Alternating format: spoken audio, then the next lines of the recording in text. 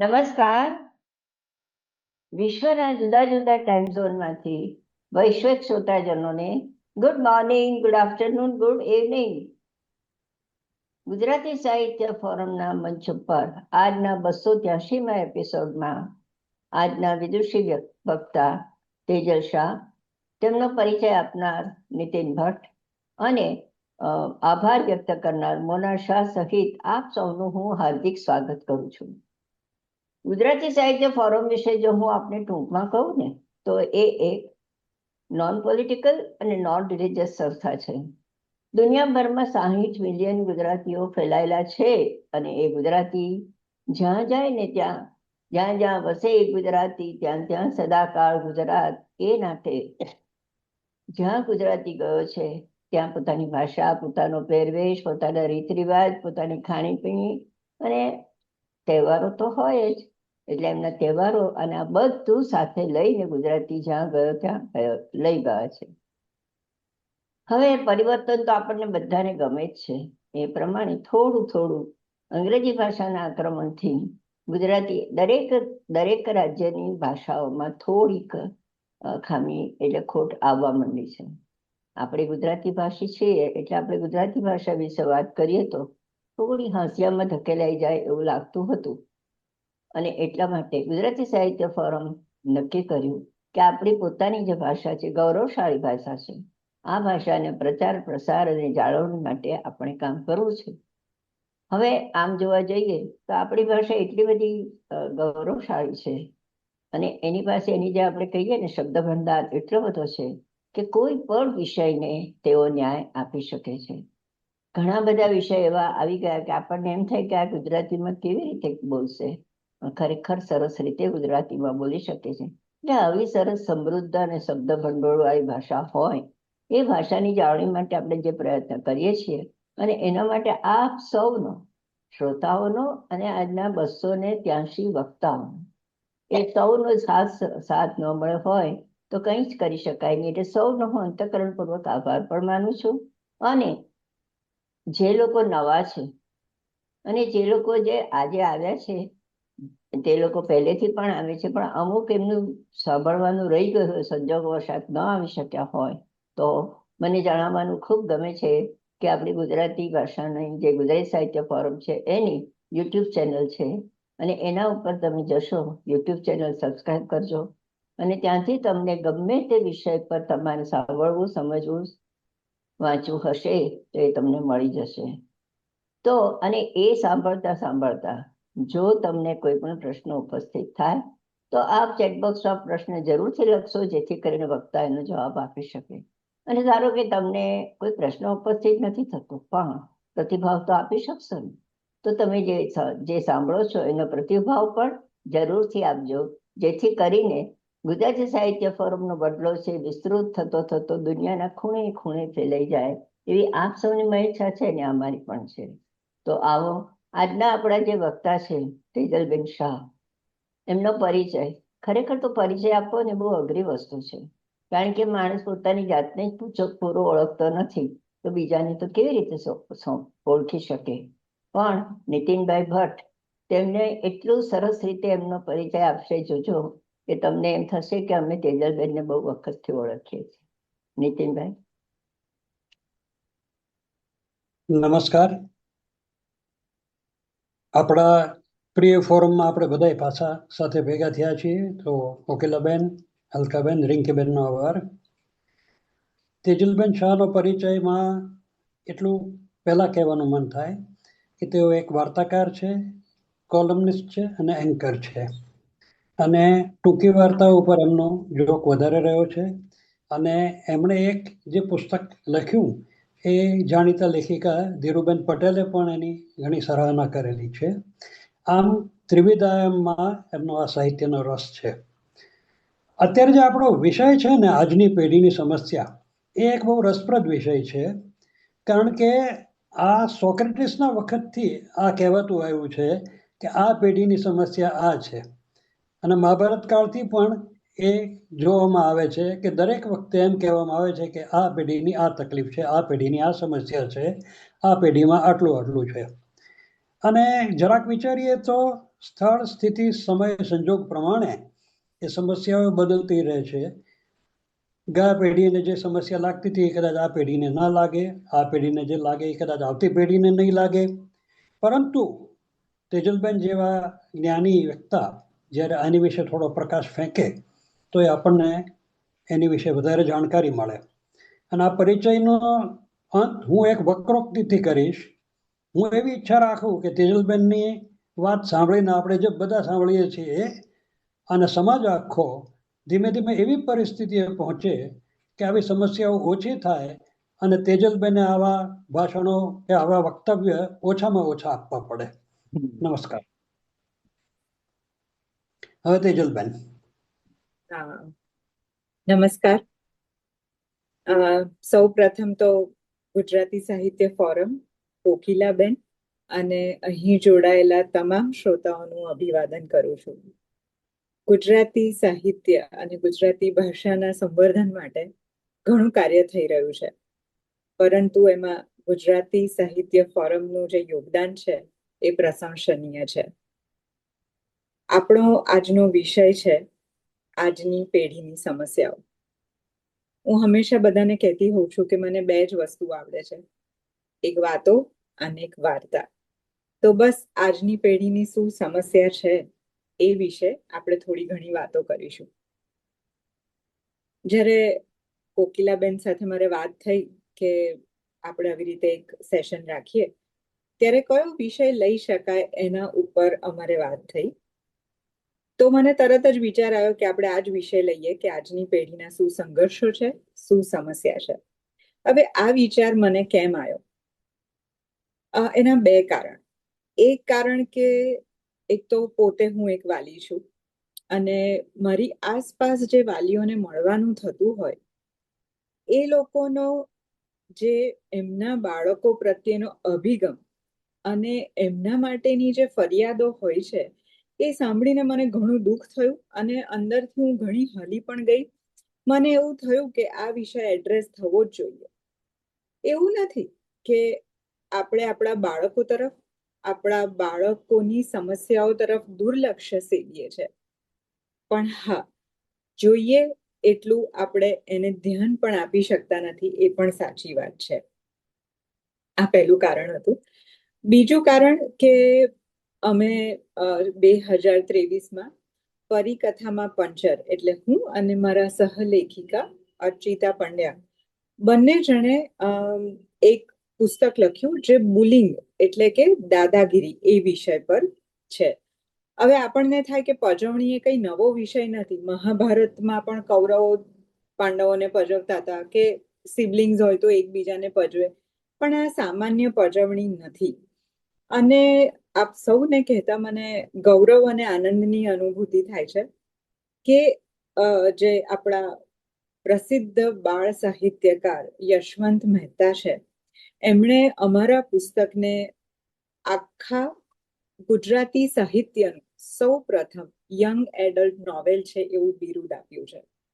અને બીજું કે આ બુલિંગ અથવા પજવણી, દાદાગીરી, આ વિષય પર આખા ભારતમાં વાર્તા સ્વરૂપે આ એકમાત્ર પુસ્તક છે. આ પુસ્તક જ્યારે અમે શરૂ કર્યું ત્યારે અમને પણ બુલિંગ વિશે કંઈ બહુ ખબર નથી, પણ અમે જેમ જેમ રિસર્ચ કરતા ગયા એમ એમ અમને ઘણી માહિતી, આંકડાઓ અને બધું મળ્યું. પણ જ્યારે ખાલી માહિતી અને આંકડા ઠાલવીએ ને ત્યારે વિષય બહુ શુષ્ક થઈ જાય. એટલે અમને થયું કે જો બાળકો સુધી પહોંચવું હોય ને તો એને વાર્તાના સ્વરૂપે પહોંચાડવું જ પડે. એટલે અમે આખા પુસ્તકને વાર્તા સ્વરૂપે ફેરવ્યું અને એ વખતે એને બહુ જ સત્યતા એની પુરવાર થાય એ માટે અમે બાળકો, શિક્ષકો અને સાયબર એક્સપર્ટના ઘણા બધા ઇન્ટરવ્યૂ કર્યા, જેથી અમને ખબર પડે કે જે અમે કામ કરી રહ્યા છે એ ખરેખર કેટલું સચોટ છે. એટલે આ બે કારણોસર આજના વિષય પર આપણે વાત કરી રહ્યા છે. હવે આપણને થાય કે આજની પેઢી એટલે કઈ પેઢી? તો આજની પેઢી એટલે આપણે એને જેન ઝી અથવા તો આઈ જેન કહીએ.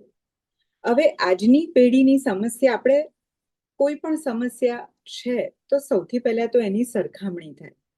હવે આપણને થાય કે એની સરખામણી કોની સાથે છે? તો આપણે જેન ઝી અથવા તો જેન આઈ કે જે આલ્ફા છે જનરેશન, એની કમ્પેરિઝન થાય છે જનરેશન એક્સ કે જેઓ 1960 થી 1980 જન્મે, અને જનરેશન વાય કે જેઓ 1980 ટુ 1995 વચ્ચે જન્મ્યા. હવે આપણે હંમેશા, જેમ નીતિનભાઈએ કહ્યું કે સરખામણી હંમેશા જ રહે છે અને દરેક પેઢીની પોતાની સમસ્યાઓ છે. તો આપણને જ્યારે જનરેશન એક્સ અને વાય સાથે સરખામણી કરીએ ત્યારે એ લોકોને એવું થાય કે શું વાત કરો છો, આજની પેઢીને સમસ્યા છે ખરી? સૌથી પહેલા તો એ પ્રશ્ન થાય. કેમ? કારણ કે એમને એવું લાગે કે એમને બધું જ તો તૈયાર ભાણે મળી ગયું છે. એમને માંગે પાણી તો મળે પેપ્સી. એ લોકો જ્યારે ચાલતા શીખે ત્યારે સ્ટ્રોલર તૈયાર છે, અને જ્યારે ભણતર પૂરું કરે ત્યારે ડોલર તૈયાર છે. જે અભાવો અને સંઘર્ષો આગલી પેઢીએ જોયા છે એવા અભાવ અને સંઘર્ષો ખરેખર આ પેઢીને છે ખરા? તો ચલો આપણે એક નજર નાખીએ કે આ પેઢી કયા કયા સંઘર્ષો અને સમસ્યાઓમાંથી પસાર થાય છે. અને ખાસ એ વાત પણ કરવાની છે કે આપણે કોઈના ઉપર, મા બાપ પર, શિક્ષક પર, આજની શિક્ષણ વ્યવસ્થા પર કોઈના પર દોષનો ટોપલો નથી ઢોળતા, પણ જે અત્યારે તારણો આવી રહ્યા છે એના ઉપરથી આપણે વાત કરીશું કે સમસ્યા ક્યાંથી શરૂ થાય છે. અત્યારે શું થાય છે કે most of the couples working હોય છે. કોઈ શોખથી હોય, કોઈ એમ્બિશિયસ હોય, કે અને અત્યારે મોંઘવારી એટલી છે કે હસબન્ડ વાઈફ બંનેને કમાવવું પડતું હોય, બંને કરિયર ઓરિએન્ટેડ હોય. એટલે શું થાય કે લગ્ન પણ મોડા કરે, એટલે બાળકો પણ સ્વાભાવિક રીતે મોડા થવાના. બીજું કારણ કે અત્યારની જે આપણી કુદરતી પરિસ્થિતિ છે એમાં ગર્ભધાનની જે સક્ષમતા છે એ પણ ઘટી રહી છે. એટલે દરેકે જે બાળક આવે એ સમય બહુ લાંબો થઈ જાય છે, અને એના માટે ઘણી બધી પીડાઓ, ટ્રીટમેન્ટ, ઘણું બધું સહન કરવું પડતું હોય છે. એટલે જ્યારે ખરેખર બાળક આવે ત્યારે, અને એમને એવું થાય કે હા, દેવના દીધેલ ખરેખર અમારા ખોળામાં આયા, ત્યારે એમને એમના બાળક સિવાય કશું જ દેખાતું નથી. કારણ કે એ આવનાર માટે એમણે ખરેખર સંઘર્ષ કર્યો છે, ખરેખર રાહ જોઈ છે. એટલે શું થાય કે બધું જ ધ્યાન એ બાળક તરફ જતું રહે. સ્વાભાવિક છે કે પહેલું બાળક હોય એટલે દરેક મા બાપની ઈચ્છા હોય કે અમે એને સારામાં સારું બેસ્ટ આપીએ, એને કોઈ તકલીફ ના પડે. એટલે બાળક આવવાનું હોય ને એ પહેલા એનો સ્પેશિયલ રૂમ રેડી હોય, એના માટે એના રમકડા તૈયાર હોય, એના બીપીએ ફ્રી વાસણો તૈયાર હોય, અને જ્યારે સહેજ મોટું થાય ને ત્યારે પેનલેસ ઇન્જેક્શન પણ એના માટે તૈયાર હોય. ટૂંકમાં દરેક મા બાપને એવું જ હોય કે મારા બાળકને ઓછામાં ઓછી તકલીફ પડે. હવે શું થાય કે ન્યુક્લિયર ફેમિલી છે, અથવા તો બાળક મોડું આવ્યું છે એટલે એનું ધ્યાન તો ચોક્કસ રાખવામાં આવશે. એટલે શું થાય, માતા પિતા, દાદા દાદી, નાના નાની, અથવા તો છેવટે મેટ્રો સિટી હોય તો એક આયા એ બાળકની આસપાસ અચૂક હોવાની જ. એ વખતે શું થાય કે બાળકને થોડુંક, આમ પણ ચાઇલ્ડ સાયકોલોજી છે કે બાળકને થોડુંક પણ એનું ધાર્યું ન થાય કે એને અટેન્શન ન મળે એટલે રડવાનું જ, કે એના તરફ કોકનું ધ્યાન જાય. હવે જ્યારે બાળકને અટેન્શન જોઈએ છે ત્યારે એની પાસે 365 અને 24x7 એક વ્યક્તિ છે કે જે એનું ધ્યાન રાખશે જ. એટલે બાળક અટેન્શન સિકિંગ સાયકોલોજી સાથે જ મોટું થવાનું. અહીંયા એક બીજા કોન્સેપ્ટની પણ તમને વાત કરવાની મને ઈચ્છા થાય. અહીંયા મેટ્રો સિટીઝ જેમ કે મુંબઈ છે, દિલ્હી છે, એમાં એક નવો કોન્સેપ્ટ છે જેને તેઓ પ્લે ડેટ તરીકે ઓળખે છે. હવે આ પ્લે ડેટમાં શું હોય કે બાળક જ્યારે નર્સરીમાં એડમિશન લે ત્યારે ઘરના વાતાવરણથી પહેલી વાર શાળાએ જાય છે. એટલે એની સાથે જે લોકો છે એને ઓળખતો નથી, એમની સાથે એડજસ્ટ થવાતું નથી. એટલે જે પેરેન્ટ્સ છે એ આવી રીતે પ્લે ડેટ્સ ગોઠવે, જેના કારણે બાળકો એકબીજાના ઘરે આવે, એકબીજાથી વધારે સારી રીતે અવગત થાય. આ એનો હેતુ હોય છે. હવે જ્યારે કોઈ પણ મધર આ પ્લે ડેટ ગોઠવે ને ત્યારે એ બાળકને એવું કહે છે કે તું ચિંતા નહીં કરતો, હા આપણે તારી બહુ સરસ પ્લે ડેટ્સ કરીશું, બધા કરતા સરસ પ્લે ડેટ કરીશું. એટલે બાળકને થાય કે હા, બીજા કરતા મારું સારું. આમાં બાળક તો કાલી ગેલી ભાષા બોલે છે, એને તો કંઈ ખબર પણ નથી, પણ આ એને પ્રતિસાદ મળે છે. હવે જો પ્લે ડેટમાં આ હોય તો બર્થડે પાર્ટીઝ વિશે તો આપણને બધાને ખબર છે, એના વિશે કંઈ કહેવાની જરૂર નથી. હવે શું થશે, નર્સરી પછી પહેલા ધોરણમાં, સિનિયર કેજી અને પછી પહેલા ધોરણમાં મોટી સ્કૂલમાં બાળક જાય. અહીંથી બાળકનો ખરો સંઘર્ષ અથવા સમસ્યા શરૂ થાય છે. કેવી રીતે?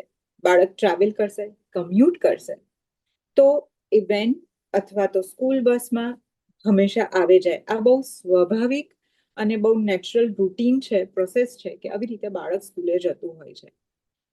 હવે એ જ્યારે બસમાં જશે ત્યારે અને સ્કૂલમાં જશે ત્યારે એણે એના પોતાના ઘરના વાતાવરણથી તદ્દન જુદા માહોલમાં જવાનું છે, નવી વ્યક્તિઓ સાથે જવાનું છે, બીજા સ્વભાવના લોકો સાથે એણે એડજસ્ટ થવાનું છે. પણ અત્યારના બાળકો લગભગ બધા, એવું કહીએ તો પણ અતિશયોક્તિ નથી, કે સુપર હીરો અથવા સુપર પાવરની ફિલિંગ સાથે જ શાળામાં જાય છે. બીજું શું થાય, જેમ આપણે વાત કરી કે જનરેશન એક્સ અને જનરેશન વાય ઘણા બધા અભાવો સાથે ઉછરેલી પેઢી છે. આપણે બધા મિડલ ક્લાસ વધારે ફેમિલીઝ હતા એ વખતે. પણ જ્યારે એમનું બાળક શાળામાં એડમિશન લે છે ત્યારે આપણને થાય છે કે બ્રાન્ડેડ બેગ્સ, બ્રાન્ડેડ સ્કૂલ ની વસ્તુઓ, સ્ટેશનરી, વોટર બેગ બધું બ્રાન્ડેડ આપીએ અથવા તો બીજા કરતા સારું આપીએ. એટલે બાળકને આપણે કહીએ પણ છે કે તું જજે, હા તારા માટે બહુ સરસ વસ્તુ છે. હવે આ બાળકને એવું છે કે હું જ સુપરથી ઉપર અને મારા જેવું કોઈ જ નહીં. એટલે જ્યારે બાળક ઘરની બહાર નીકળે છે ત્યારે જ આ સુપરથી ઉપર હોવાની ભાવના લઈને નીકળે છે.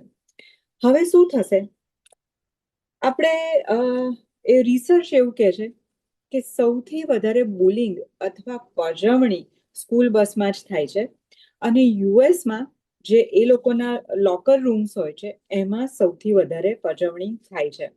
હવે આપણે જોઈશું કે આ પજવણી કેવી રીતે થાય. આપણને બધાને ખબર છે કે રૂપ, રંગ અને દેખાવને આધારે નામ પાડવું બહુ કોમન છે. જેમ કે હાઈટ ઓછી હોય તો તરત જ કે એ બટકા, પાતળો હોય એ શુક્લકડી અને ચશ્મા હોય તો બેટરી. બેસવાની જગ્યા ના આપે, વિન્ડો સીટ તો ક્યારેય શેર ના કરે, નાસ્તો ખાઈ જાય, વોટર બેગ છુપાડી દે, સ્કૂલ બેગ છુપાડી દે, ધક્કા મારીને પાડી નાખે, નકલ કરે અને ઘણું બધું. પણ બાળક એના માટે તૈયાર નથી હોતું. આપણને થાય કે એમાં શું, આ તો બહુ કોમન છે, બધી જ જનરેશનમાં હોય છે, એમાં કંઈ નવું નથી કે આપણે કંઈ એના ઉપર ચર્ચા કરવાની જરૂર છે.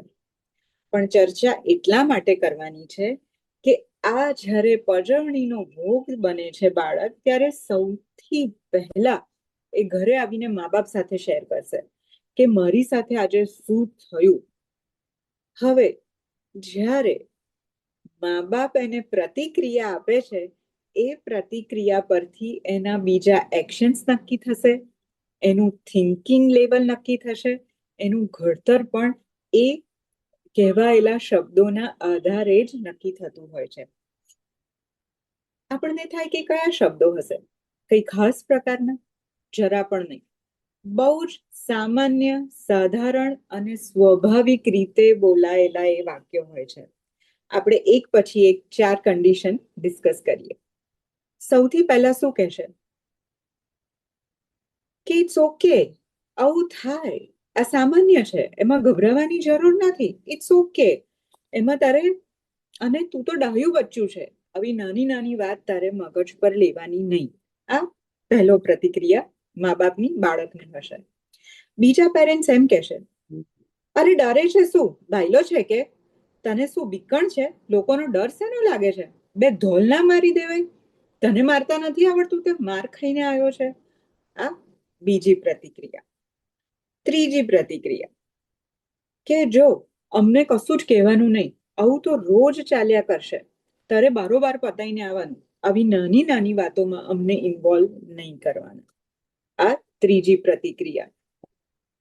ચોથી પ્રતિક્રિયા, અરે દબાઈ છે શેનો, તારે અટેન્ડન્ટને ફરિયાદ કરી દેવી જોઈએ ને, તારે ટીચરને ફરિયાદ કરી દેવી જોઈએ ને, કોઈનાથી દબાવવાનું નહીં, એવું કોઈ કહે એટલે આપણે ચલાઈ લેવાનું નહીં, સહન કરવાનું નહીં.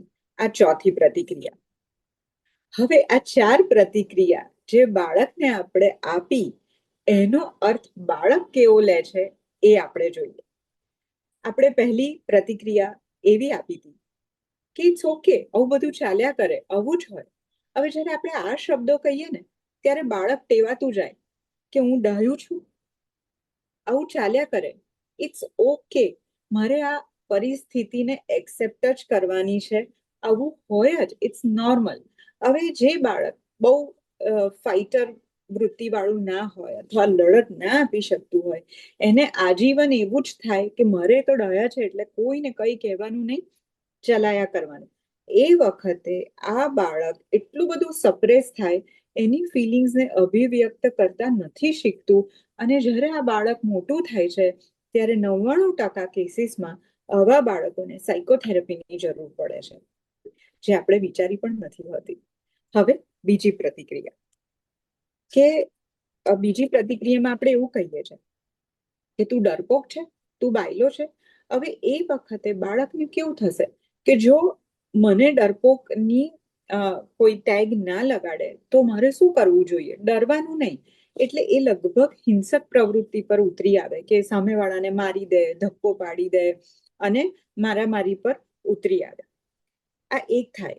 બીજું શું થાય કે જ્યારે આપણે કહીએ કે તું ડરપોક છે, તું બાયલો છે, તું ફુદ્દુ છે, કાયર છે, આવા શબ્દોનો વારંવાર જ્યારે મા બાપ પ્રયોગ કરે ત્યારે એ બાળકને એવું જ થયા કરે કે હું કેપેબલ નથી, મારામાં કોઈ સક્ષમતા નથી. અને એ વખતે શું થાય કે બાળક આગળ જતા એટલે 40 અને 50 વર્ષની ઉંમરે પણ એ બાળક એની રોજની રોજ ક્રિયાઓ કરતા પણ ડરતું હોય છે. કેવી ક્રિયાઓ?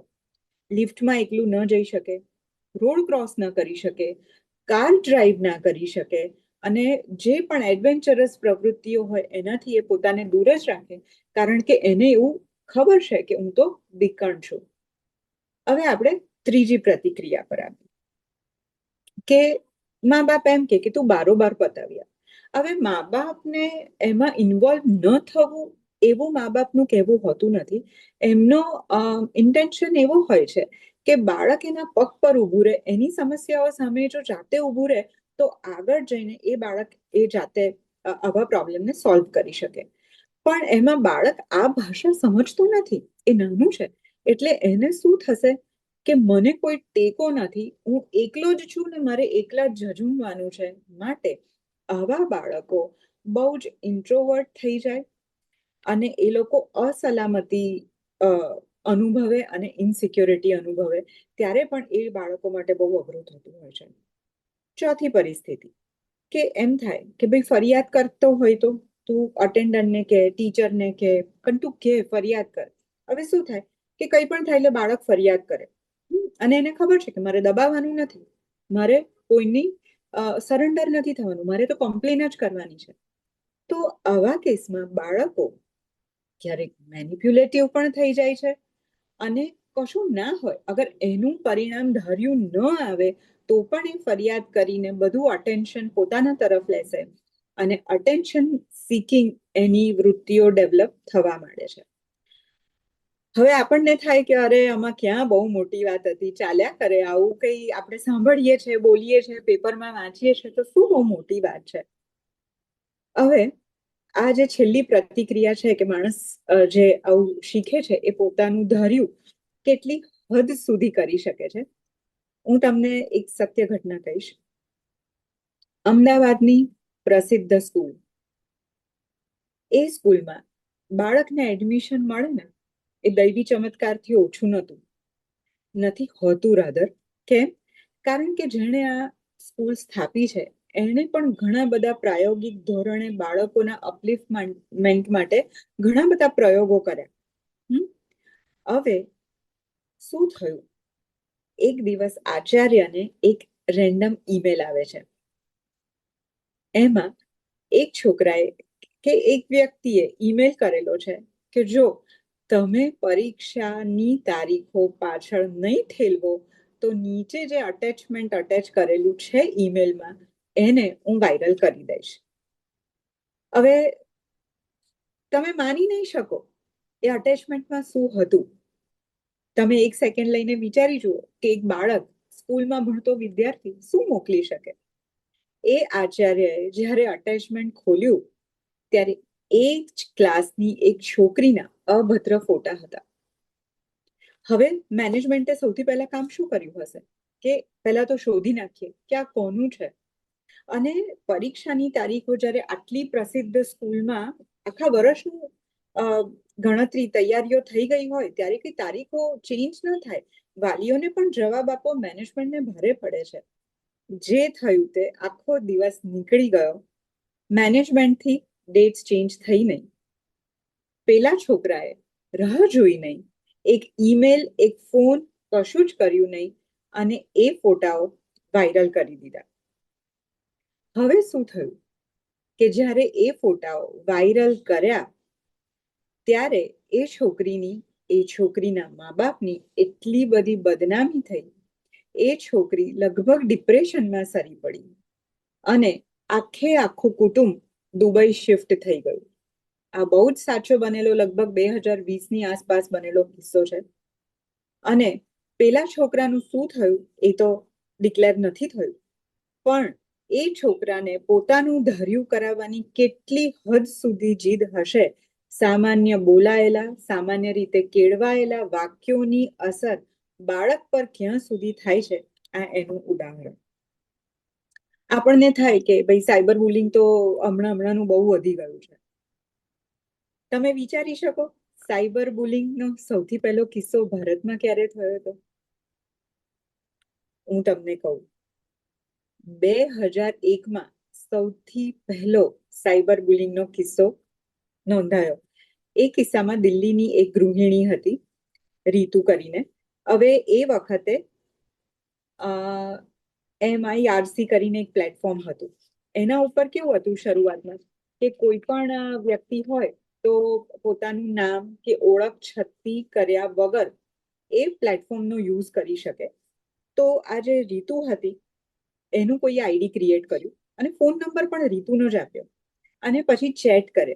હવે એ સ્ત્રી તરીકે જેની બી સાથે ચેટિંગ કરતો હશે તો એટલું બધું એણે મિસબિહેવ કર્યું, અભદ્ર જે પણ કંઈક લખ્યું હશે, તો એના રિપરકશનમાં શું આવ્યું કે રીતુને રેન્ડમ ફોન કોલ્સ આવવા માંડ્યા અને એમાં એટલી બધી એની ટીકા થઈ, ટિપ્પણી થઈ, એની સાથે અભદ્ર વર્તન થયું, અપમાન થયું અને એ એટલી બધી સ્ટ્રેસમાં જતી રહી હતી, ડરી ગઈ હતી. પછી એણે કમ્પ્લેન કરી સાયબર સેલમાં. પણ 2001માં આપણી પાસે એવા કોઈ જ કાયદા હતા નહીં કે જેથી પેલાની સામે પોલીસ પકડી પણ શકી કે વ્યક્તિ એનો નજીકનો હતો, ઓળખીતો હતો, પણ આપણી પાસે એવા કોઈ જ કાયદા 2001માં ભારતમાં હતા નહીં કે જેથી એની ધરપકડ થઈ શકે. અંતે એ લોકોએ વચ્ચેનો રસ્તો કાઢ્યો. આઈપીસી કલમ 509 કે જે સ્ત્રી અપમાન હેઠળ આવે છે, એ કેસ ચલાયો અને પછી પેલા વ્યક્તિને સજા કરી. આપણને થાય કે ઇન્ડિયામાં, પણ ઇન્ડિયા પછીનો એક કેસ જે યુએસમાં બનેલો, એ પણ બહુ જ ગંભીર કેસ હતો, અથવા તો એવું કહી શકે કે આ રીતુનો કેસ અને જે હવે હું વાત કરવા જઈ રહી છું, એ બંને સાયબર બુલિંગના કિસ્સા આઈ ઓપનિંગ કેસ તરીકે ગણાય છે. તો હું તમને અમેરિકાનો કિસ્સો કહું. 2006ની સાલમાં એક મેગન મેયર કરીને છોકરી હતી, બહુ જ વાતોડી, ટોકેટિવ, એને બહુ જ ગમે ફ્રેન્ડ્સ બનાવવા, ફ્રેન્ડ સાથે વાતો કરવા, બહુ જ ઇમોશનલ છોકરી. હવે કંઈક થયું હશે કે એ આવી રીતે ઓનલાઈન ચેટ કરતી હતી. એના જ પાડોશમાં એક છોકરો રહેતો હશે, તો એ બે વચ્ચે જે અંટસ થઈ હશે, પેલા છોકરાએ જોશ નામે એક અકાઉન્ટ બનાવ્યું અને આ મેગન સાથે ડિસ્કશન શરૂ કર્યું, વાતો શરૂ કરી, ફ્રેન્ડશિપ શરૂ કરી. મેગનને મજા આવવા માંડી, કારણ કે ઉષ્માસભર રિસ્પોન્સ હતો. અને સૌથી નવાઈની બાબત એ હતી કે આ અકાઉન્ટ ખોલવામાં એ છોકરાની મમ્મીએ મદદ કરી હતી, કારણ કે એ લોકો મેગન સાથે મજાક કરવા માંગતા હતા. હવે આ છોકરો જ્યારે ચેટ કરતો હશે જોશ તરીકે, ત્યારે તો કઈ એની મમ્મી હંમેશા તો બેસતી નહીં હોય. થોડો વખત સરસ ચાલ્યું, પછી પેલા છોકરાએ અભદ્ર ટીકા ટિપ્પણી, એનું અપમાન, ગમે તેવા ઇમોજી, એને ડિપ્રેસિંગ સેન્ટેન્સ કહેવા માંડ્યા, એનું અપમાન એટલું બધું હદ સુધી કર્યું, અને એટલી બધી પજવી એ છોકરીને કે એ છોકરી બીમાર પડી. થોડા વખત તો એની ટ્રીટમેન્ટ ચાલી કે ભાઈ શું થયું ખબર પડે, પણ એ છોકરી કોઈને કહી જ ના શકી કે મને આટલી બધી માનસિક અસર થાય છે.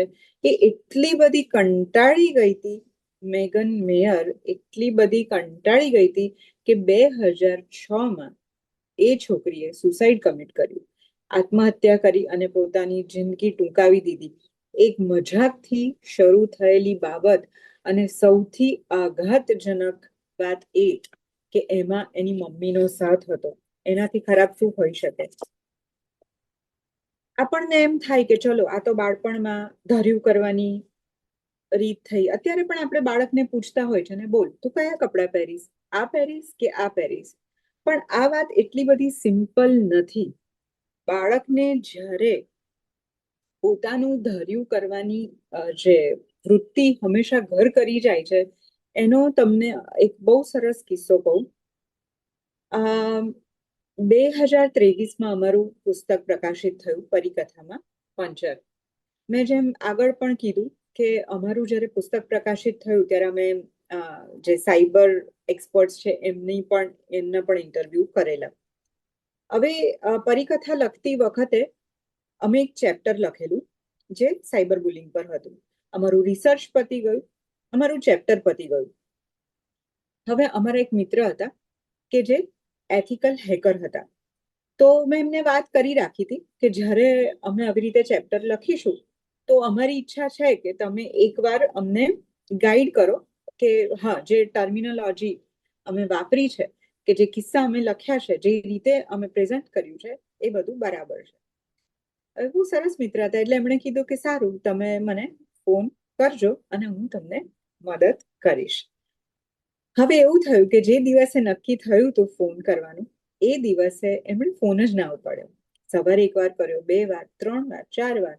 પછી મને થયું કે બિઝનેસમાં બિઝી હોય ને, કંઈક સમસ્યા આવી હોય તો કોઈ ન પણ ફોન કરે, એટલે મેં એમને રાત્રે ફોન કર્યો. એમણે રાત્રે પણ ફોન ના ઉપાડ્યો.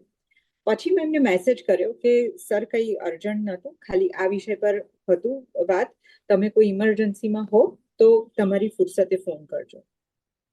એ વાતને લગભગ 48 કલાક થઈ ગયા. પછી એ સરનો સામેથી મને ફોન આવ્યો કે સોરી, હું તમારી સાથે વાત નહીં કરી શક્યો, કારણ કે હું ક્યાંક ઇમરજન્સીમાં ફસાઈ ગયો હતો. એટલે મેં કીધું સર, શેર કરી શકો તો તમે કહો અમને. તો એમણે કીધું કે વિષય તો તમારા રસનો જ છે. તો મેં કીધું કહો સર, આપણે વાત કરીએ. ત્યારે એમણે મને કીધું, મારા જે મિત્ર એ એથિકલ હેકર. એટલે એ શું કરે કે સાયબર સિક્યોરિટીનું કામ કરે. હવે એમની પાસે બેંકો અને ફિનાન્શિયલ ઇન્સ્ટિટ્યુશન્સ એમના ક્લાયન્ટ, એટલે એમને 24/7 જોવું પડે કે ભાઈ એમની કોઈ પ્રોબ્લેમ આવતું નથી, કે એમની વેબસાઇટ્સ કોઈ હેક નથી કરતું, એમના ડેટા કોઈ હેક નથી કરતું, કારણ કે બેંક અને ફિનાન્શિયલ ઇન્સ્ટિટ્યુશન્સ માટે તો એ જ જરૂરી હોય. હવે એમનો જે રાઇવલ હતો, કોમ્પિટિટર હતો, એણે શું કર્યું, આમનો બિઝનેસ બહુ જ સરસ ચાલતો હતો કારણ કે આ ભાઈનો સ્વભાવ પણ બહુ સારો હતો. તો એમના કોમ્પિટિટરે આમના જેટલા ક્લાયન્ટ હતા બધાની સાઇટ હેક કરી અને ઇમિડિયેટલી બધાને ફોન કર્યું કે તમારી સાઇટ હેક થઈ છે ને, જુઓ આ તમને પ્રોપર સર્વિસ આપતા નથી, માટે તમને જ્યારે પણ થાય તમે અમારું અકાઉન્ટ લઈ શકો. હવે સ્વાભાવિક છે, જે વર્ષોના ક્લાયન્ટ હતા એ તો સમજી જ ગયા કે આ શું છે.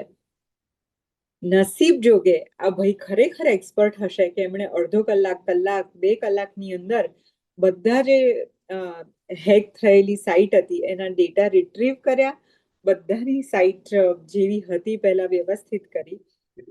એટલે આપણને એમ થાય કે ભાઈ આ તો બહુ નાની સરખી વાત છે, પણ એના મૂળ બહુ ઊંડા હોય છે. બાળકને જો એવું ઘર કરી જાય કે ઊંચ સુપરથી ઉપર, મારે આગળ નીકળવાનું જ છે, હું જ પહેલો આવો જોઉં, મને જ પ્રાયોરિટી મળવી જોઈએ, મારા સિવાય કોઈ નહીં અને મારું જ ધાર્યું થવું જોઈએ, તો નાનપણમાં નહીં, આટલા મોટા થયા પછી પણ એના પડઘા થતા હોય છે. આપણને એમ થાય કે સાયબર બુલિંગ કેમ થાય? તમને ખબર છે, સાયબર બુલિંગમાં બહુ જ સારી જે બુલિંગ કરતું હોય, જે પજવણી કરતું હોય, અને બુલિંગમાં આપણે એ પણ સમજીએ કે બુલિંગ એ કઈ સાદી પજવણી નથી, એ વારંવાર થતી પ્રવૃત્તિ છે, જાણી જોઈને કરાતી પ્રવૃત્તિ છે, અને બીજાને હેરાન કરવા જ એવી વૃત્તિ સાથે, સમજણ સાથે જ્યારે થાય ત્યારે એને બુલિંગ કહીએ. કોઈ મજાકમાં કે એકવાર કરે ત્યારે આપણે એને બુલિંગ ન કહી શકીએ. તો હવે જે સાયબર બુલિંગ થાય છે એમાં સૌથી મોટી જે સેફટી છે બુલિંગ કરનારની એ છે કે એ સામે આવતો નથી. બીજું કે બીજાને હેરાન કરવાની એને સત્તા અથવા પાવર મળે છે, એટલે એનો અહમ પોષાય છે. સાયબર બુલિંગ કરનારને પકડવો અઘરો છે, તરત હાથમાં આવતો નથી. બીજું, આ કેમ કરે? કારણ કે એના મૂળમાં ક્યાં ને ક્યાં ઈર્ષા હોય. આપણે 3 કેસ જોયા.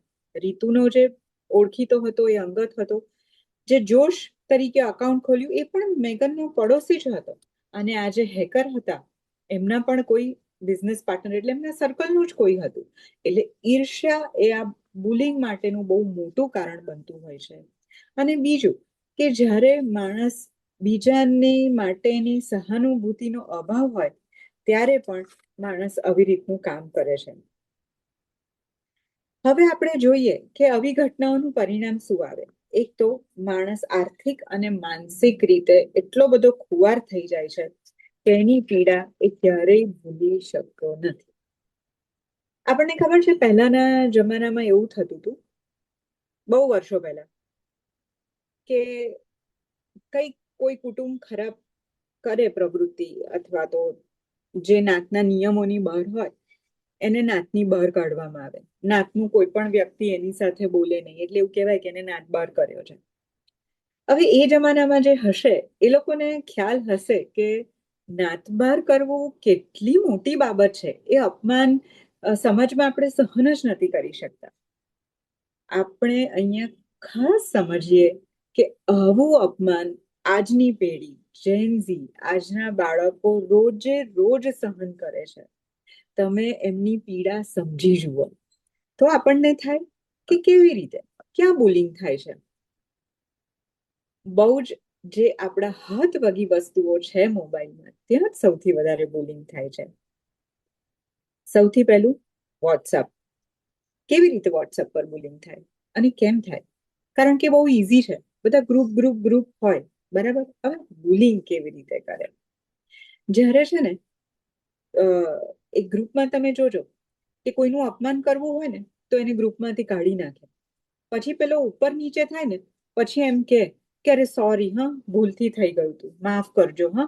પણ એટલા સમય પૂરતું પેલાને તો એકવાર તો હ્યુમિલેટિંગ ફીલ થાય જ કે મને કેમ કાઢ્યો. બીજી વસ્તુ, તમે કોઈ પણ મૂકો, અરે આવા તો કઈ મેસેજ હોતા હશે, આવા મેસેજ ના હોઈ શકે. કોઈના મજાક વારંવાર ઉડાવે એવા સ્ટીકર હોય. ખાનગી, તમે કોઈની સાથે ખાનગી વસ્તુ શેર કરી હોય એનો સ્ક્રીનશોટ મૂકી દે તો એ રીતે પણ બુલિંગ થાય. આ બધું જે બુલિંગ છે તેને સાયલન્ટ બુલિંગ કહે છે. હમણાં જ એક કિસ્સો બન્યો હતો કે 4-5 છોકરીઓનું ગ્રુપ હશે, એમાં એક છોકરીએ એક ગ્રુપ ફોટો ઇન્સ્ટાગ્રામ પર પોસ્ટ કરી દીધો સ્ટોરીમાં. હવે એમાંથી જે 4 છોકરીઓ હતી એ સરસ દેખાતી હતી, પણ જે 5મી છોકરી હતી એનો ફોટો બરાબર હતો નહીં. હવે એક વખત ફોટો મૂકી દીધા પછી એ કઈ ડિલીટ ઓળખીતા હોય તો રિક્વેસ્ટથી કરે પણ ખરા, ના પણ કરે. એવા સમયે એ ફોટો વાયરલ થાય તો જે 5મું વ્યક્તિ છે એને કેટલું બધું અપમાનજનક લાગે.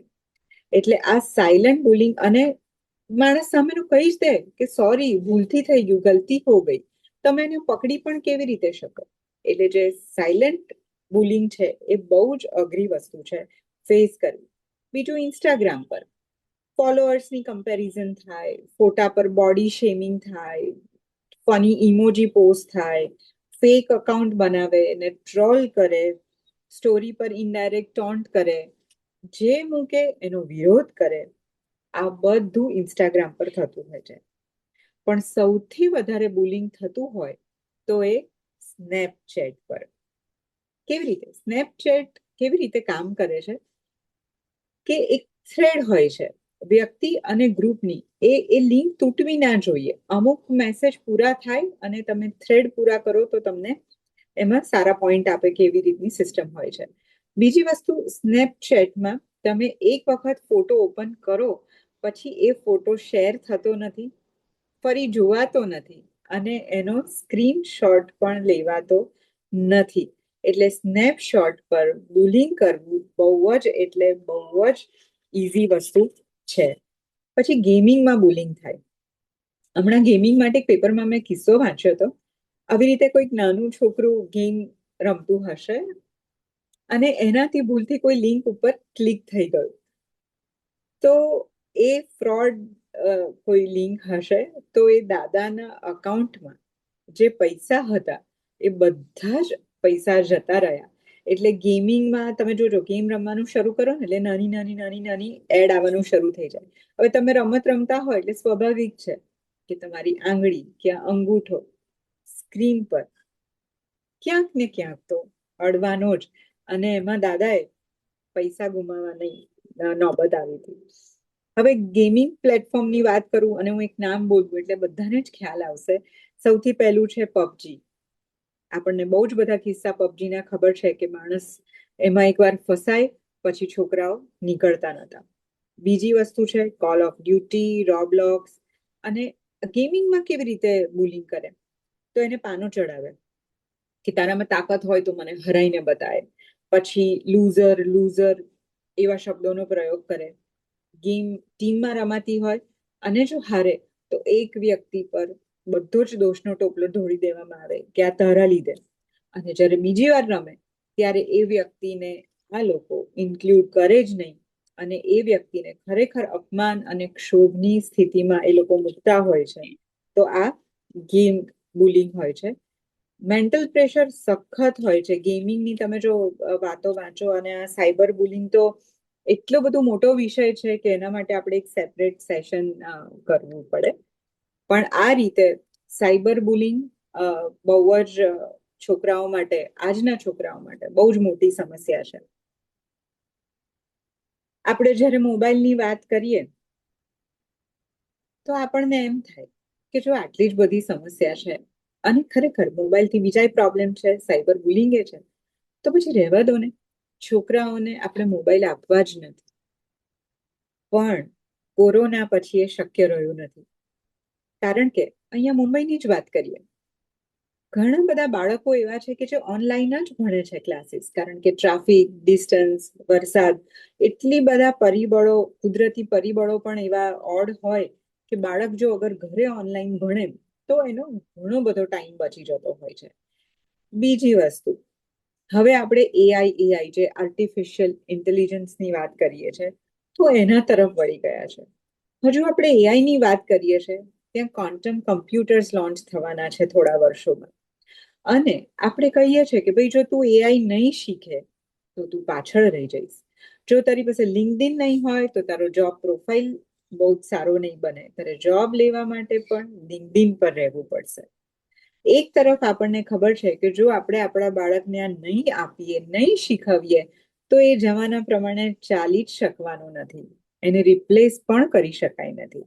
એટલે મોબાઈલ ન આપવો એ તો 1001% આપણી પાસે સોલ્યુશન છે જ નહીં. બીજું, આ તો ટેકનિકલ મેં તમને કીધું કે ભાઈ આવી બધી વસ્તુઓ છે જેના લીધે આપણે બાળકને મોબાઈલ આપીને શીખતું કરવું જોઈએ. બીજે શું થાય છે વસ્તુઓ કે કમ્પેરિઝન બહુ થાય છે. હમણાં જ મારી પાસે એક મધર હતી, એણે મને કિસ્સો કીધો. આવી રીતે છોકરીઓ હશે, ગ્રુપ હશે છોકરીઓનું, 4 કે એવી હતી છોકરીઓ. હવે 3ના મા બાપે મોબાઈલ આપેલા, ચોથી પાસે પણ મોબાઈલ તો હતો જ, પણ એના પેરેન્ટ્સે એને ઇન્સ્ટાગ્રામ વાપરવાની છૂટ નહોતી આપી. પેલી 3 છોકરીઓ ઇન્સ્ટાગ્રામ વાપરે. હવે શું થયું કે એક વખત એ છોકરીની મધર એને ઘરે લઈને આવતી હશે, તો બાકીની જે 3 છોકરીઓ હતી એ એટલા બધા ફોટા પાડે, મજા કરે, રીલ જુએ, પણ પેલી છોકરીને બતાવે નહીં, એને એક્સક્લુડ કરે. કેમ? કારણ કે તારી પાસે ઇન્સ્ટાગ્રામ છે નહીં, તને રીલ વિશે ખબર નથી, તું કયા ઇન્ફ્લુઅન્સર્સ છે તને ખબર નથી, તું ફોટા પોસ્ટ કરવાની નથી, અમે તને ટેગ કરવાના નથી, તો તારે ફોટામાં આવીને કરવું છે શું? આવી બાબતોમાં એ છોકરીને એટલું ઇમોશનલ ટોર્ચર થતું હશે, એ છોકરીએ ઘરે કહેલું પણ નહીં. જ્યારે આ છોકરીની મધરે જોયું કે આવું પણ છોકરાઓ પજવતા હોય છે, ત્યારે એ છોકરીને સમજણ સાથે પણ ઇન્સ્ટાગ્રામ આપવું પડ્યું. એટલે આપણું બાળક બીજા કરતા સાવ જુદું અને અતડું પડે ત્યારે પણ આપણે એને મોબાઈલ આપવો જ પડે છે. એટલે મોબાઈલ ન આપીએ તો એ હવેના જમાનામાં શક્ય નથી. આ આપણે સોશિયલ બુલિંગની, મોબાઈલને લગતી અથવા તો ઇન્ટરનેટ પર જે ઇન્ટરનેટ પ્લેટફોર્મ્સ છે, સોશિયલ મીડિયા પ્લેટફોર્મ્સ છે, એની વાત કરી કે બાળકોની બહુ મોટી સમસ્યા છે. એના પછીની સૌથી મોટી આજની પેઢીની સમસ્યા હોય તો માનસિક સમસ્યાઓ. એમાં 2 ભાગ આવે. એક છે એન્ઝાઇટી અને બીજું છે ડિપ્રેશન. એન્ઝાઇટીની વ્યાખ્યા કરીએ તો બાળકો નાની બાબતે ગભરાઈ જાય. જેમ કે સ્કૂલે જવું ના ગમતું હોય, પરીક્ષાનું સતત ટેન્શન રહેતું હોય, પેટમાં અને માથામાં સતત દુખાવો રહેતો હોય, કે પછી એને એવું થાય કે બસ મારે હવે જીવવું જ નથી, મને કંઈ આવડશે જ નહીં, હું કંઈ કામનો જ નથી. આટલું બધું રેસ્ટલેસનેસ જ્યારે એનામાં આવે તો એને એન્ઝાઇટી કહીએ. અને ડિપ્રેશન. તો ડિપ્રેશન જે વ્યક્તિ જે પ્રવૃત્તિ હંમેશા જ કરતું હોય, રસની પ્રવૃત્તિ, અચાનક એમાંથી એનો રસ ઉડી જાય. જે ટોકેટિવ હોય ચૂપ થઈ જાય, એકલું બેસી રહે, કોઈની સાથે એને મિક્સ થવું ના ગમે, એને એવું થાય કે હું જ યુઝલેસ છું, મારી જરૂર જ નથી કોઈને, મારે કંઈ કરવું જ નથી, ત્યારે એને આપણે ડિપ્રેશન કહી શકીએ. આપણે ઘરમાં પણ જોજો, ઘણીવાર કોઈ બાળક ચિંતામાં હોય ને તો એવું થાય, જ્યારે આપણને ખબર ન હોય ત્યારે આપણને એવું થાય કે સાવ આળસુનો પીર થઈ ગયો છે, 1000 વાર કહીએ ને તો પણ આ ઉઠતો જ નથી. જ્યારે એવું વારંવાર થાય અને તમને ખબર હોય કે તમારું બાળક એક્ટિવ છે અને હતું, ત્યારે ખાસ તમારે જોવાનું કે બાળક ક્યાંક ડિપ્રેસિવ તો નથી. આવું આપણને થાય કે આપણા જમાનામાં તો આવું નહોતું થતું, તો હવે કેમ થાય છે? ભણવાનું પ્રેશર, સખત પ્રેશર, કમ્પેરિઝન, બધા કરે છે તું તો નથી કરતો. સોશિયલ મીડિયા, ફોલોઅરની કમ્પેરિઝન, અને આટલા ફોલોઅર છે, મારા આટલા ફોલોઅર નથી. બધા કરે છે, અમે તારા માટે કેટલું કર્યું, બધાના મા બાપ કરતા વધારે કરીએ છીએ, તોય આવું. રિજેક્શન, એટલે ગ્રુપ હોય તો એને ગ્રુપમાં ઇન્વોલ્વ ના કરે, એની મજાક કરે, એને આઇસોલેટેડ કરે. સખત સ્ક્રીન ટાઈમ સાથે બાળક જોડાયેલું હોય, આઉટડોર પ્લે ઓછું હોય, બાળકો સાથે ઓછી રમત. એ તો જો કે આપણને ખબર જ છે કે બાળકો પહેલાના જેવું હવે બહાર રમતા નથી. એને પ્રોપર ઊંઘ ન મળે ત્યારે પણ માણસ, આપણને એવું થાય કે બધું જ બરાબર છે, પણ આપણે બાળકોને એટલું બધું આજના જમાનામાં દોડવાનું હોય છે કે બાળકને જ્યારે સતત થાક લાગે, તાણ આવે, ત્યારે પણ એને ડિપ્રેશનમાં જાય છે. આપણે કેવી રીતે ઓળખી શકીએ કે આ ખરેખર ડિપ્રેશન કે એન્ઝાયટીનો એટેક છે? તો એનું સેલ્ફ કોન્ફિડન્સ ઘટી જાય, એને ભણવું ના ગમે, એકલું એકલું રહે, વાતે વાતે ગુસ્સો કરે, શારીરિક તકલીફો થાય, અને એને એવું થાય કે my future is doom, it's hopeless, મારે કંઈ જ નથી કરવું. ત્યારે પણ આપણને ખ્યાલ આવે કે આ બાળકને ક્યાંક ડિપ્રેશન તો નથી, ખાસ ચેક કરવું. એક બહુ સરસ વાક્ય છે કે મન દુખી હોય ને ત્યારે એ આપણા શરીર સુધી એનો સંદેશો પહોંચાડે છે. એટલે આપણે જ્યારે એન્ઝાયટી અને ડિપ્રેશનની વાત કરીએ ને ત્યારે ખાસ યાદ રાખ કે આ એક દિવસનો પ્રોસેસ નથી, આ લાંબા પ્રોસેસ પછી દેખાતા પરિણામો છે. એક કિસ્સો તમને કહું. એક બાળક હતું 14-15 વર્ષનું.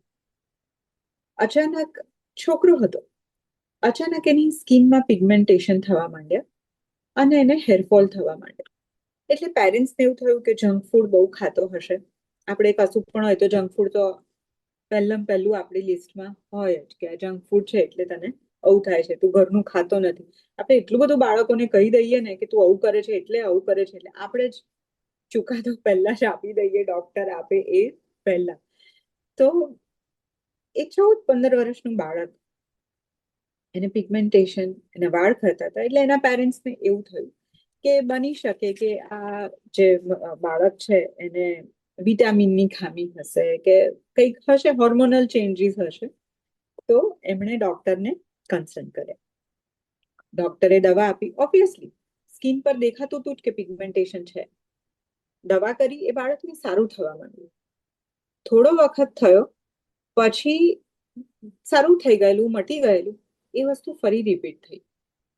પછી એ ડોક્ટરે એની સાથે બીજી બધી વાત કરી, કારણ કે પેશન્ટ કંઈ પણ એનું બોલે તો ડોક્ટરને થોડું ઇન્વોલ્વ થવું તો કદાચ મને કંઈ હાથમાં લાગે. તો ડોક્ટરે ઓબ્ઝર્વ કર્યું કે જ્યારે એ સ્કૂલે જઈએ કે તે સ્કૂલમાં શું કર્યું, તને મજા આવી? આવા પ્રશ્નો જ્યારે જ્યારે ડોક્ટર પૂછે ને, એ છોકરો આઈ કોન્ટેક્ટ ડ્રોપ કરી દે. પછી ધીરે ધીરે ધીરે ધીરે એ ડોક્ટરે જ એને સાયકોથેરાપી કે એવી કઈ જરૂર ના પડી. એ ડોક્ટરે જ એની સાથે વાત કરી, એ બાળક સાથે. ત્યારે ખબર પડી કે એ છોકરાને પબ્લિક સ્પીકિંગનો સખત ભય હશે. એટલે સ્કૂલમાં, હવેની સ્કૂલમાં તો બધું જ શીખવાડતા હોય ને, એટલે એને ક્લાસમાં બોલવાનું પણ આવતું હશે, જે બીજી બધી પ્રવૃત્તિઓ હશે એમાં એને બોલવાનું આવતું હશે, કે ક્લાસમાં આન્સર આપવાનું આવતું હશે. એ બધાની વચ્ચે બોલવાનું એ છોકરાને એટલો બધો ડર પેસી ગયેલો કે એ છોકરો એના લીધે ડિપ્રેશનમાં હશે અને એનું આ રિએક્શન આવેલું. પછી તો ધીરે ધીરે પેરેન્ટ્સ, ડોક્ટર અને બાળક બધાએ આ સમસ્યા જે પણ હશે એનો સામનો કર્યો હશે અને એ બાળકને થઈ ગયું. એટલે આપણને આને એવું કહે છે કે શરીરમાં જ્યારે કોર્ટિસોલ હોર્મોન વધી જાય ત્યારે પણ, સ્ટ્રેસને લીધે જ ઓફકોર્સ, ત્યારે પણ આવી સમસ્યા થતી હોય છે. આપણે જ્યારે જ્યારે આવી ઘટનાઓનો ઉલ્લેખ કરીએ ને ત્યારે આપણે બહુ સહજ હોય છે કહેનાર અને સાંભળનાર વચ્ચે કે તમને ખબર છે પેલા છોકરા સાથે આવું થયું હતું અને આવું થયું, હા પછી આવું થયું. આપણા માટે એક કથા જેવું હોય છે કે એક રાજા હતો, એક રાણી હતી, ખાધું પીધું, રાજ કર્યું અને પતી ગયું. પણ ખરેખર બાળકના જીવનમાં એવું નથી થતું. એ કેટલી બધી આંતરિક સંઘર્ષો અને લડાઈ લડીને આવ્યો હોય છે. એ કેટલા બધા માનસિક પરિતાપમાંથી પસાર થાય છે. પછી એનું શરીર બોલે છે જ્યારે એનું મન હારી ગયેલું હોય છે. આપણને વાત જ્યારે કરીએ ત્યારે આપણને એવું થાય કે સાયકોથેરાપી કેટલું સારું, કરી દેવાનું. પણ ના, જેટલી સાયકોથેરાપીની વાત કે કાઉન્સેલિંગની વાત થાય છે, મા બાપ હજુ એટલું બધું એનું સોશિયલ એક્સેપ્ટન્સ આવતું નથી કે બહાર ખુલીને કહી શકતા નથી કે હા, પ્રોબ્લેમ હતો અને અમે સાયકોથેરાપી કરાવી અને અમારા બાળકને સારું થઈ ગયું. આપણને સાયકોથેરાપીની વાત આવે ને તો આપણને થાય કે એમાં શું મોટી સમસ્યા હોય છે. હું તમને એક બહુ સરસ કિસ્સો હમણાં જ બન્યો છે અને બહુ નજીકથી આ કિસ્સો મેં જોયો છે એટલે તમારી સાથે શેર કરું. ટીનેજર છોકરી 15-16ની આસપાસ હશે. એના ઘરનું વાતાવરણ એકદમ એકદમ ધાર્મિક અને એની મમ્મી બાળકોને શ્લોક ભણાવે અને બહુ સરસ પ્રવૃત્તિ કરે. અને આપણું જે ટિપિકલ હેપી ફેમિલી કહીએ ને કે એક ભાઈ, એક બહેન અને પેરેન્ટ્સ અને એના પપ્પાનો બિઝનેસ, બધી રીતે સુખી, સમૃદ્ધ, સંપન્ન કુટુંબ. અને છોકરી પોતે બહુ સરસ. હવે કહાનીમાં ટ્વિસ્ટ આવે છે. 15-16 વર્ષની છોકરી છે, ટીનેજર છે, સ્કૂલમાં જાય છે. ત્યાં એક છોકરા એને પ્રપોઝ કર્યું. આ છોકરીની એક ખાસ બહેનપણી જેને ગોસિપમાં અતિશય રસ, એને તો મજા પડી ગઈ. હવે એની બહેનપણીએ આ છોકરીને એવું કીધું કે ક્યાં જવાબ દિયા. તેને જવાબ આપ્યો, એ છોકરાને તે હા પાડી કે ના પાડી. જો તું ફ્રેન્ડશિપ નહીં કરે ને એ છોકરા સાથે તો તું કૂલ ટેગ થી બહાર થઈ જઈશ. બધાને કેવું લાગે, अरे इसने तो मना कर दिया, इतनी सी तो बात थी, उसमें इतनी डेयरिंग नहीं है कि वो मना करके आई. डेयरिंग ही नहीं है. આવું સતત પેલી ફ્રેન્ડ આ છોકરીને કહે.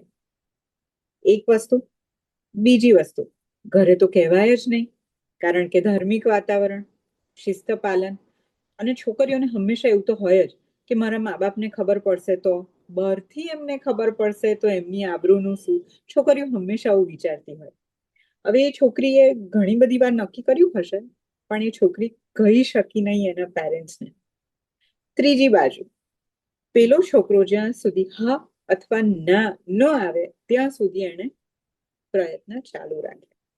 આ છોકરી વચ્ચેમાં અને ત્રણેય બાજુથી એને પ્રેશર. એક બાજુ એની બહેનપણી, એક બાજુ પેરેન્ટ્સને નહીં કહેવાનું પ્રેશર અને એક બાજુ પેલા છોકરાનું પ્રેશર. એ છોકરી ધીરે ધીરે એટલી બધી ડલ થવા માંડી, એને ભૂખ લાગવાની ઓછી થઈ ગઈ, એના રૂમમાંથી બહાર ન નીકળી શકે અને છેવટે એના પરીક્ષામાં માર્ક પણ બહુ ઓછા આવ્યા. સ્કોલર છોકરી હતી. મા બાપ ઓબ્ઝર્વ કરતા હશે, પણ એમના માટે ટ્રિગર પોઈન્ટ એ છોકરીના માર્ક હતા. એ છોકરીને સાથે પેરેન્ટ્સે વાત કરી અને છોકરીએ કીધું હશે અને પ્રોબ્લેમ સોલ્વ થયો. પ્રોબ્લેમ સોલ્વ થયો કે આપણને લાગ્યું કે પ્રોબ્લેમ સોલ્વ થઈ ગયો.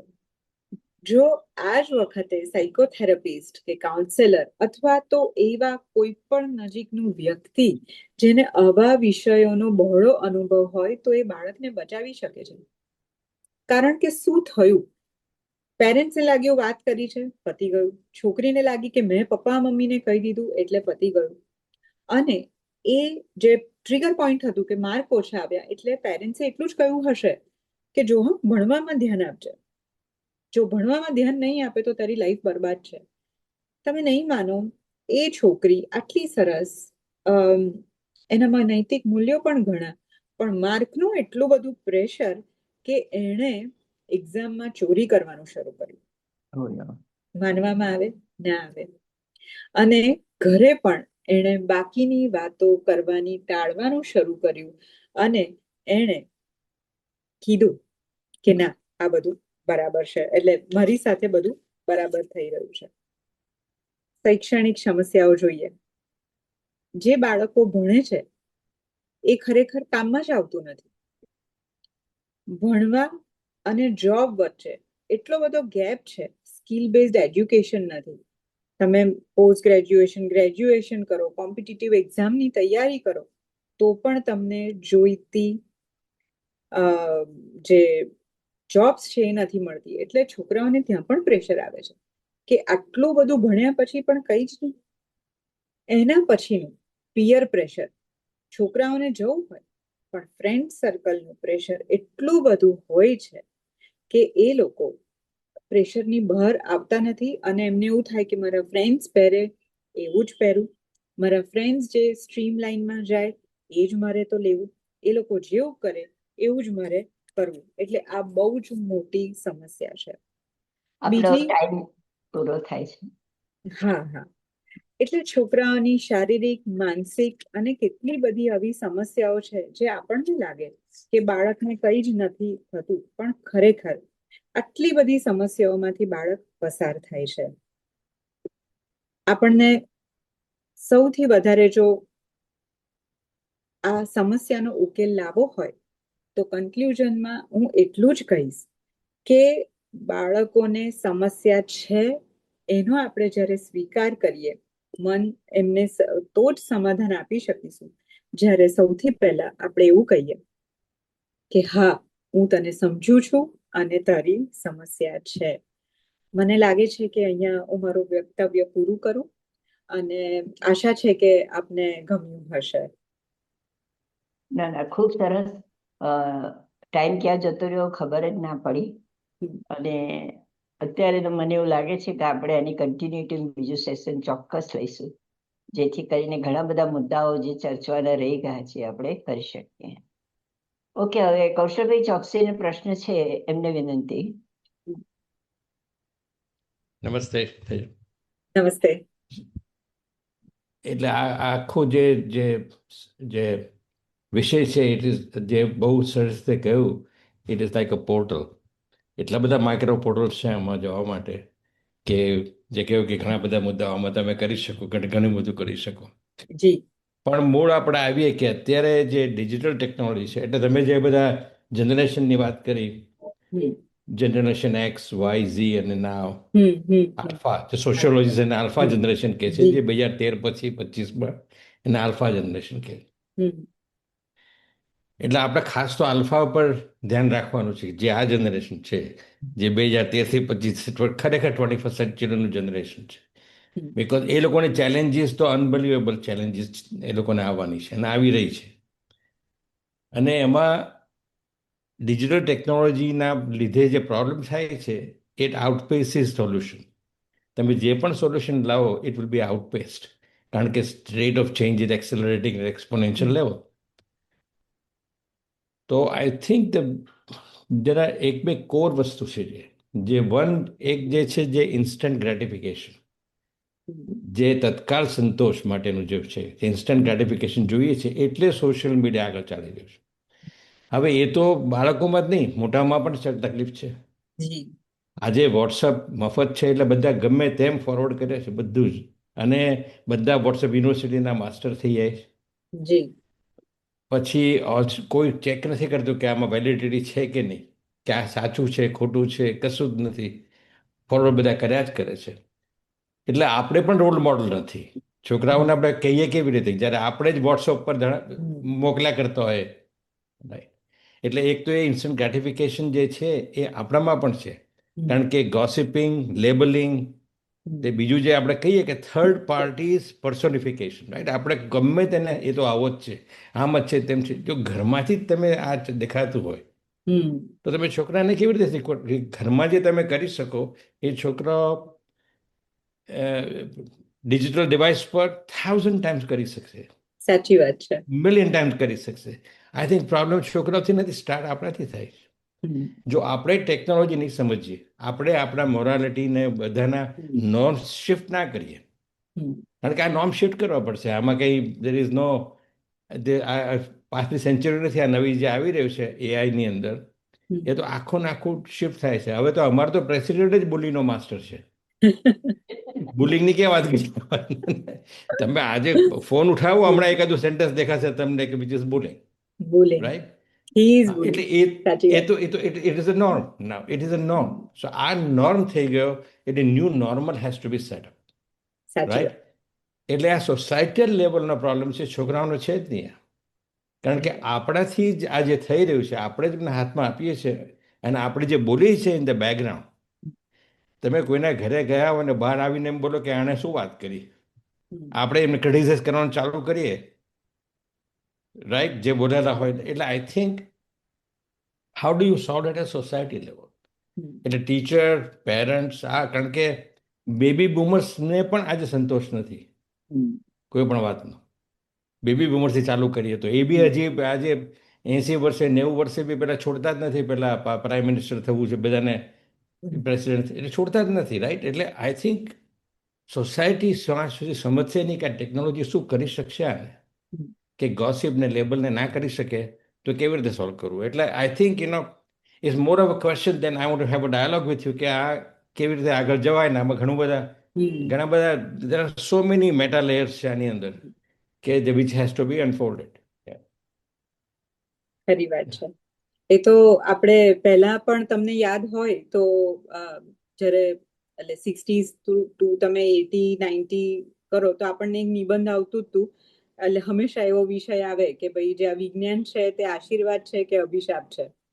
એટલે જે બાળકોને પહેલેથી બેલેન્સ, કારણ કે જો દુર્યોધનની વાત કરો એટલે પાંડવો અને કૌરવોથી આ સમસ્યા તો છે જ, અને એની પાસે આપણા આન્સર્સ પણ છે, પણ આજનો આપણો વિષય સમસ્યા હતી, તો હું માનું છું કે એટલીસ્ટ હું સમસ્યાઓ હા, પોઈન્ટ એટલે આઉટ એ કરવામાં. ખુલ્યું, બરાબર છે.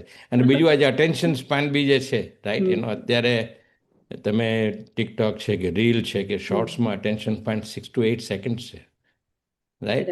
હવે એ અટેન્શન સ્પાનની અંદર તમે ક્યાં અને કેવી રીતે શીખવાડો, તમે હજી બીજા 3 સેશન આપણે કરી શકીએ એમ છે. કરી શકીએ એમ છે, રાઈટ? એટલે તમે કહ્યું કે ઘણા બધા સબ્જેક્ટ, પણ thank you very much, it was really great. Thanks. ખૂબ સરસ તેજલબેન. ઘણા બધાએ બહુ સારા અભિપ્રાય આપ્યા છે ચેટ બોક્સમાં, એ બધાને ખૂબ ગમ્યું છે અને ઘણું બધું જાણવા મળ્યું છે. અને તમે જેમ કહો છો એમ બીજા સેશન આપણે જરૂરથી લઈશું જ, કારણ કે અત્યાર સુધી આપણે પ્રોબ્લેમ સોલ્વ કર્યા, પ્રોબ્લેમ જ બોલ્યા કરે છે. હવે સોલ્યુશન શું છે એની એક સેશન પણ લેવી પડશે, કારણ કે સોલ્યુશન વગર તો પ્રોબ્લેમ કરે એનું કંઈ બહુ એ નથી હોતો ને. ખરી વાત છે. સેશન રહ્યું આપણું. અને તેજલબેન, તમે પણ ખૂબ મહેનત કરીને જે સ્પીચ શરૂ કરી હતી એ બદલ ખરેખર આપને હું અભિનંદન તો જરૂર આપીશ જ. હવે બધાને એક સરખું ધ્યાનપૂર્વક સાંભળ્યું, એટલું રસપ્રદ એમનું જે પ્રવચન રહ્યું તેનો આભાર માનવો જોઈએ ને આપણે. તો અમારા ડિરેક્ટર અને વડોદરાના એક એમ્બેસેડર સ્વાતિ દેસાઈને વિનંતી કરીશ કે તેઓ આભાર વ્યક્ત કરે. આભાર કોકિલાબેન, આ તક આપવા બદલ. અને આ પ્રસંગે હું ખાસ કોકિલાબેનને આજે એટલા આભાર માનવા ઈચ્છું છું કે મને તમારે જે સમસ્યાઓ પર જે તમે આખું છણાવટ કરી તેજલબેન, તો એને માટે તમે ખૂબ આભારી છું કે ખૂબ સુંદર વિષય, અને જે રીતે તમે એક સ્ટેપ બાય સ્ટેપ જે કહેતા ગયા, એટલે ઉંમર તમારી નાની છે. અમે અત્યારે બધી છણાવટ કરીએ ને તો એમ કે હા ભાઈ અમે તો જોયો છે જમાનો, પણ આટલી નાની ઉંમરમાં તમે જે પેરેન્ટ્સ જે એનું ઘડતર એટલે બાળકનું કેવી રીતે કરે છે ત્યાંથી જે તમે શરૂઆત કરી, એ ખરેખર વિચાર માંગી લે એવું તો છે જ. કારણ કે મા બાપ, તમે કહ્યું એમ કે ભાઈ મોટી ઉંમરે લગ્ન થાય છે, કેરિયર ઓરિએન્ટેડ, એટલે એક જાતનો એક કોકિલાબેનને ઘણી વાર વાત મારે થાય, એ લોકો બહુ કોન્શિયસ હોય કે અમે અમારા બાળકોને સમય નથી આપી શકતા. અમે ઘણી વાર અમે ચર્ચા કરીએ, એટલે એ લોકો એટલું વધારે પડતી કાળજી કરે છે અને એટલું બધું પેમ્પરિંગ, એટલે તમે કહું દરેક વસ્તુ પાણી માંગે ત્યાં દૂધ, એટલે એ રીતનું. એટલે એમને જે જાતે વિકસવા માટેનો જે પ્રયાસ હોય ને એ બાળક નથી કરી શકતું. એટલે તમે તો સમસ્યા પર જ કર્યું, બરાબર, પણ નેક્સ્ટ સેશન આપણે એ સમસ્યાનું કેવી રીતે નિરાકરણ લાવીએ એના પર જરૂર આપણે ચેક કરીશું અને ડિસ્કશન કરીશું, કારણ કે ખૂબ જ સુંદરનું આ સબ્જેક્ટ પરનું તો એનું ડિસ્કશન અને ચર્ચા તો થવી ખૂબ જ જરૂરી છે આ ડિજિટલ યુગમાં. આપે જે બધા સત્ય દાખલાઓ કયા કે ડિપ્રેશનમાં કેવી રીતે આવે, તેમાં પણ મા બાપનો રોલ અગત્યનો ભાગ ભજવે છે, જે આજના મા બાપો કદાચ નથી ભજવી રહ્યા. આપણા જમાનામાં નાસ્તા ઘરે બનતા હતા, આજે પેલું 10 રૂપિયાનું પૈસા આપી દેશે કે નાકેથી પેકેટ લઈ આવો. એટલે એ બધું, એટલે ફાસ્ટ ફૂડ, એટલે હવે વિચાર શક્તિ, મા બાપ પાસે ટાઈમ નથી. એટલે આ સમાજ જે રીતે ડિજિટલ યુગમાં આગળ જઈ રહ્યો છે એમાં આ બધી સમસ્યાઓ તો હજી કદાચ વધારે પણ થઈ શકે, આપણને વી નેવર નો. પણ અત્યારથી તમારા જેવા યંગ જો પ્રયત્ન કરશે તો જરૂર એનું નિરાકરણ આવશે. એટલે આપણે જે શૈક્ષણિક, માનસિક સમસ્યા, સામાજિક સમસ્યા, અને સૌથી તો કે ભાઈ પેલું અમે રેગિંગ શબ્દ અમારે વાપરતા હતા, યુ સેડ ટોલ્ડ કે ભાઈ બુલિંગ, કે ઇટ્સ ફાઇન, કે ભાઈ બસમાં થાય, સ્કૂલમાં થાય, કે કેવી રીતે કરે. અને એ મને બહુ ગમ્યું કે મા બાપે કેવી રીતે એને લે કે હા ભાઈ થયું છે તારે મારીને આવવું જોઈએ નાથી, અને એને બાળક કેવી રીતે લે છે.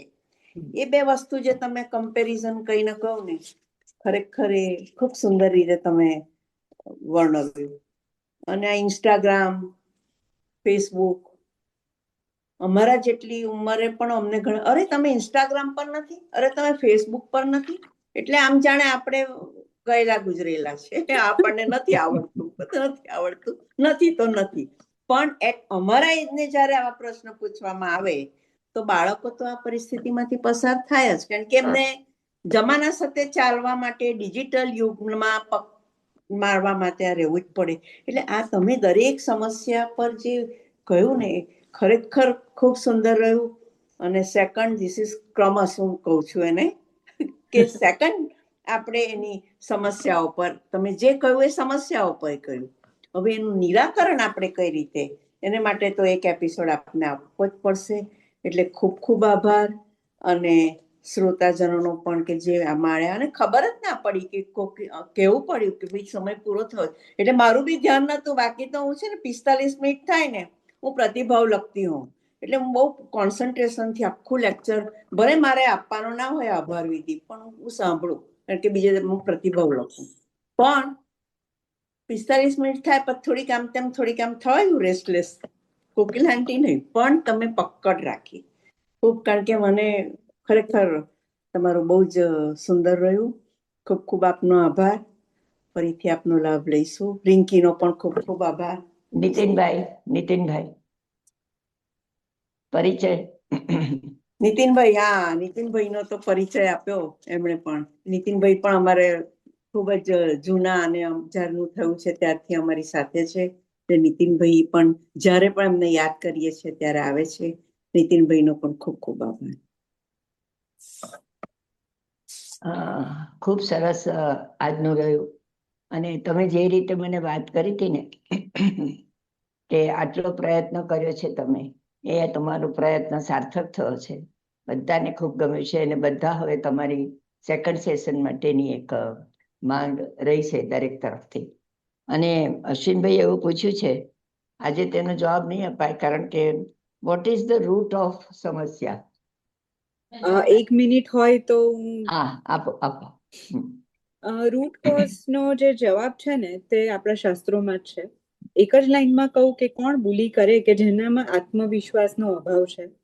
અને બીજી વસ્તુ કે જે આ સુપરલેટિવ જે ફિલિંગ થઈ રહી છે બધામાં, કે જે પણ કારણ હોય, પણ બીજાનો સ્વીકાર એ જ્યારે આવે ને ત્યારે જ આ સમસ્યાનું સમાધાન થાય.